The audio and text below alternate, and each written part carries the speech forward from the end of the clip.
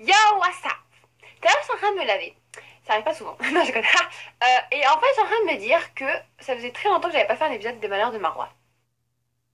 En vrai, j'en ai trois en fait, que ça fait très longtemps que je dois vous en parler. Mais je vais vous raconter celui qui m'est arrivé hier. On se dit là tout de suite. On attend. C'est vraiment flippé dessus. C'est les Malheurs de Marois. Je suis pas sûre si c'est l'épisode 9 ou 10. Enfin bref, les Malheurs de Marois. Bonjour et bienvenue dans ce nouvel épisode des Malheurs de Marois. Je vais vous raconter hier ce qui s'est passé à Primark, parce que j'ai les boules. Hier, on est parti à Primark avec Jess, Cass et Barb et mes cousines.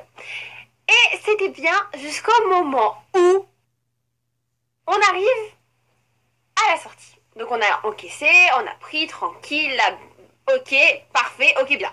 On vient pour sortir. Je sais pas si c'était à cause de Vigipirate, si c'était à cause du fait qu'il y avait beaucoup de vols à Primark, ou les deux combinés, j'en sais rien, mais le système de fouille était très bizarre. En gros, quand tu rentrais, bah, ils te fouillaient ton sac, c'est normal, genre comme dans tous les magasins. Mais quand tu sortais et que tu avais acheté, ils prenaient ton sac, ils prenaient ton ticket et ils comptaient un par un les articles.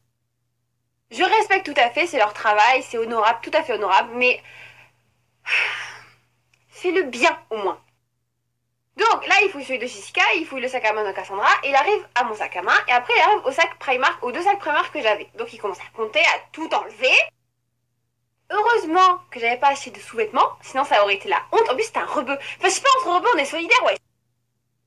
Et donc là, je vois qu'il s'attarde un petit peu sur mon sac, donc il compte, il recompte, il me regarde.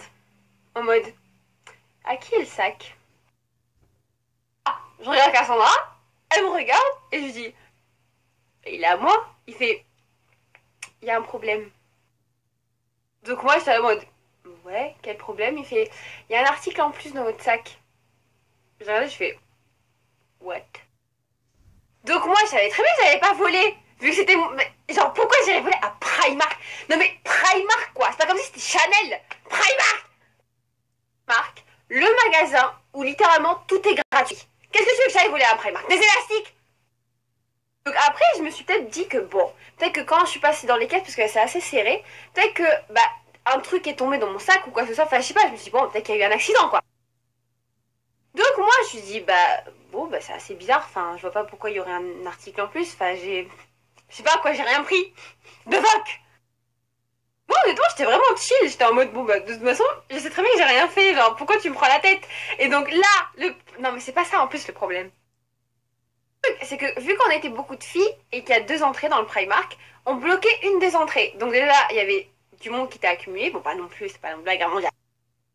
Et en plus, il y avait des abonnés qui me voyaient. Alors, je vais pas dire, ah mon dieu, je suis reconnaissable de partout, mais je voyais des filles qui faisaient. Donc, la honte, quoi.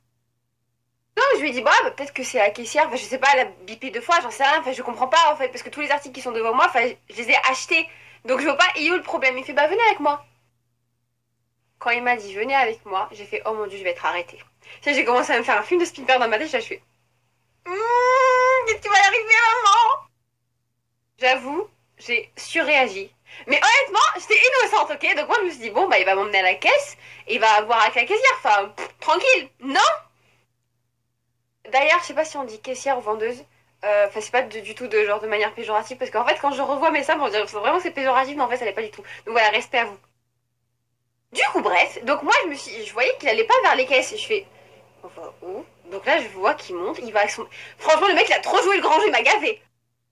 Littéralement, il s'est trop cru dans un film de Rambo. Il était avec son petit talkie-walkie, genre, ouais, rendez-vous à la salle, ouais, on a un problème avec un ticket avec une cliente. Franchement, j'étais mort de rire, hein. Je fais, tout ça pour ça. Genre, il ne se passe rien, les amis. Bonjour. Donc là, on arrive à l'étage, et genre, il y avait un garde du corps devant la porte, il y avait un autre vigile qui est sorti, ils m'ont fait rentrer dans une salle d'interrogatoire. Je me suis dit, mais, oh! C'est très bien que je me ferais jamais arrêter parce que bon, je suis pas une délinquante, tu vois. Donc ça me faisait trop, genre, j'étais, ouais, t'as vu, je trouve une tag et tout, mais en fait, c'est ridicule après. C'est non, mais vous inquiétez pas, madame, en fait, c'est juste un contrôle de routine, on vérifie, nanana. Je fais, ouais, mais allez-y. Donc je me suis plantée comme ça sur le mur, j'ai attendu, j'ai fait merci, j'ai pas tout tif. Donc là, il voit, il compte, et là, monsieur s'aperçoit qu'un produit avait 2 étiquettes. D'ailleurs, je vais vous montrer. Attendez, en vrai, c'est un truc de ceinture, je vais vous le montrer. Attendez. En fait, c'est ça. Oh, désolé. C'est un lot de 2 ceintures. En fait, il y a 2 étiquettes. Et le mec, il les a comptées. D'ailleurs, elle est passée où, la deuxième? Là, pourquoi je vais voler un truc à 3 euros? 3 euros? Mais... Ah, il fait... Ah oui, en fait, je me suis trompée. J'ai compté 2 fois l'étiquette. J'ai pas vu que c'était un lot. Je l'ai littéralement regardé en mode... Non, il n'y a pas de problème. Tout va bien. Les deux m'ont regardé en mode honteux, tu vois. Moi, tu vois, genre, je me sentais mal pour eux parce que c'était idiot. Enfin, t'as perdu plus de ton temps, tu m'as fait perdre mon temps, enfin, t'as perdu d'énergie, enfin, ça sert à rien, quoi. Donc, au début, ils me traitaient comme une voleuse, en mode, ouais, pauvre merde, viens ici. Et après, ils me tenaient la porte, ils me donnaient mes sacs. Il m'a ouvert la porte de la salle d'interrogatoire.